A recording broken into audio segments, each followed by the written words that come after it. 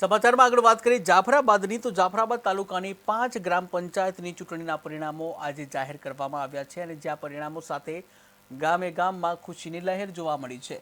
જાફરાબાદની model school ખાતે ચુસ્ત police બંદોબસ્ત વચ્ચે મતગણતરી પ્રક્રિયા છે શાંતિપૂર્ણ માહોલમાં કરવામાં આવી હતી। દરેક ગામમાં કાર્યકરો અને સમર્થકો મોટી સંખ્યામાં ઉપસ્થિત રહ્યા હતા।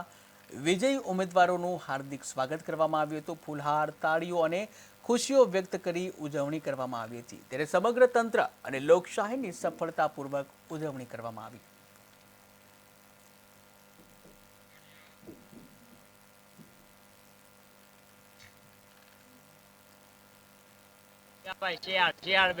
તાલુકો અમરેલી